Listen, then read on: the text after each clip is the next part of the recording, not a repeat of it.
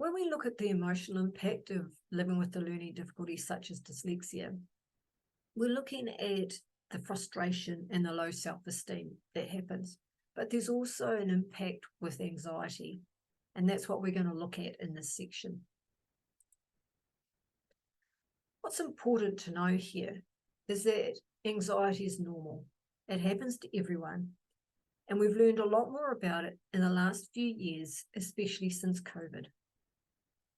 It's when the brain responds to feeling unsafe or uncomfortable. And there's a physical chemical reaction that happens in the brain. For dyslexics, anxiety happens a lot more often around their learning in the classroom. And it's connected to their masking of their dyslexia struggles.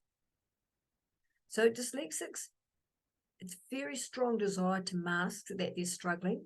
They don't want anyone to know that they can't do it. And this can cause them anxiety when they think that someone's going to find out that they're struggling. So when you couple their masking with their problem-solving strengths, they can be very creative in how they cover up that they're struggling. Some examples that we've heard of include by being very helpful. This boy said, the teacher doesn't notice that I'm not doing my reading. It could be through behavior, that they create a diversion so that the focus is on the behavior rather than the fact that they are struggling to read. And another example we came across is when the reading lesson was about to start, how quite a few children went to the toilet. So how does this heightened anxiety show up for a dyslexic student? Anxiety is the outcome. It's the end result, what you see.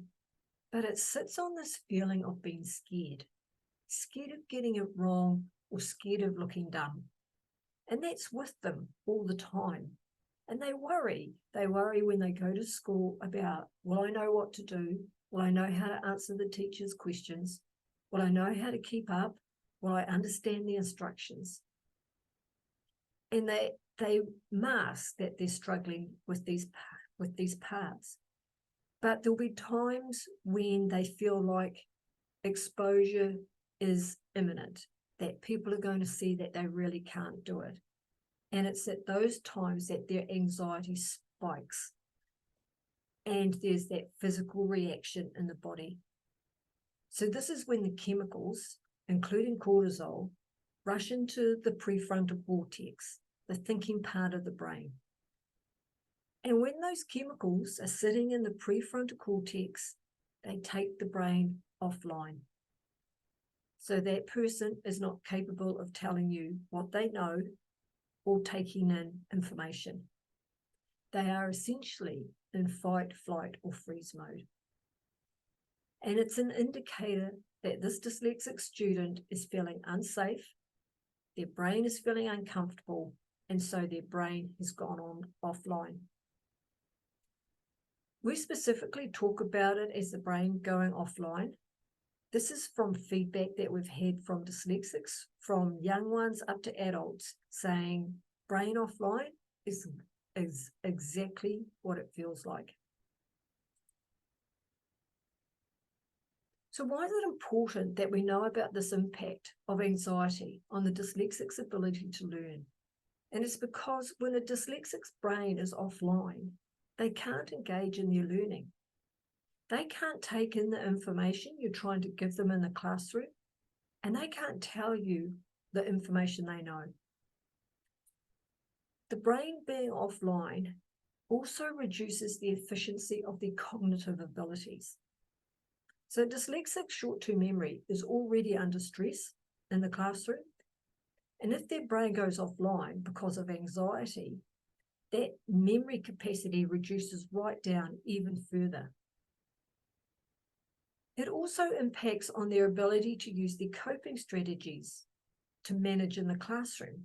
So where they might be able to, say, write down notes to support their short-term memory, with their brain offline, they might forget to do that or find it hard to think what words they need to write down to retain that information.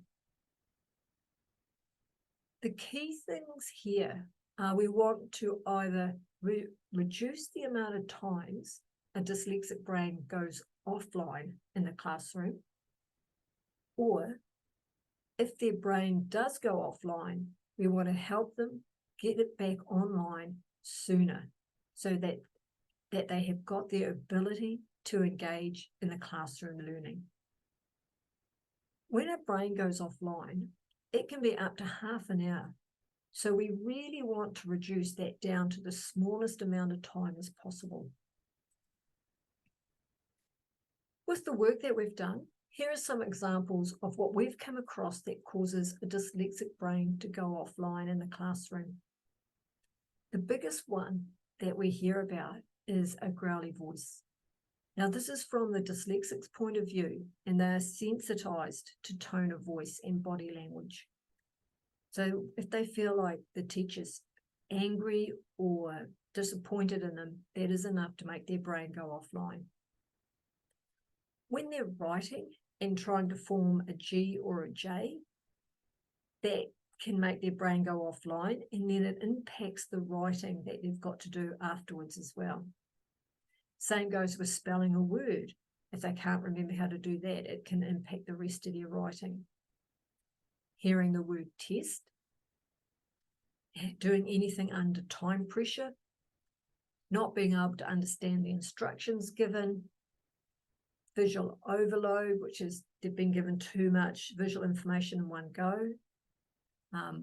auditory overload, so too much verbal information in one go. So just some examples that we've had from feedback in the classroom is one teacher was saying, so when I was doing the maths flashcards with the student and he just walked away, it wasn't actually a behavioural thing, it was his brain was overloaded and his brain went offline. Another one we came across was when a teacher looked at her watch with 10 minutes to go in the lesson, and she would then say, we've got 10 minutes left in the lesson. Her just looking at her watch was enough to make 2 dyslexics in that classroom, their brain go offline.